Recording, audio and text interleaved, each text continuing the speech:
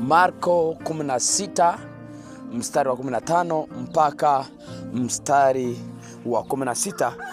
Biblia inasema, akawaambia, enendeni ulimwenguni kote mkahubiri Injili kwa kila kiumbe. Aaminie na kubatizwa ataokoka, asiamini atahukumiwa.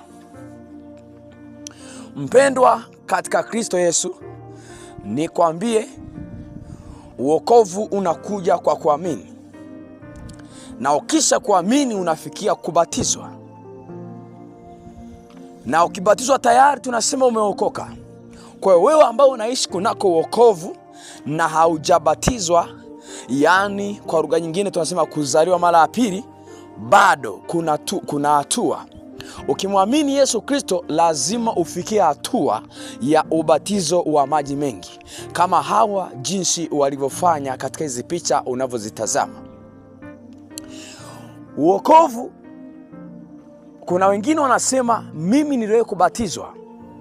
Inawezekana ni kweli uliwahi kubatizwa, lakini haukuelewa. Ukuelewa hata nini maana ya ubatizo, ulienda tu mtoni. Yesu mwenyewe wakati anaenda kubatizwa alikuwa anajua anaenda kufanya nini. Ndio maana akasema sina budi kuitimiza haki yote.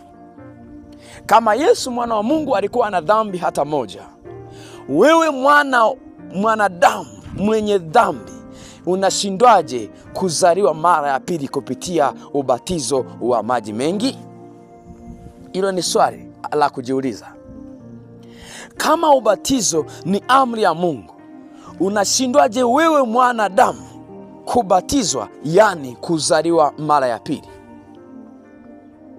Asiyeamini, Biblia inasema amekwisha kuhukumiwa.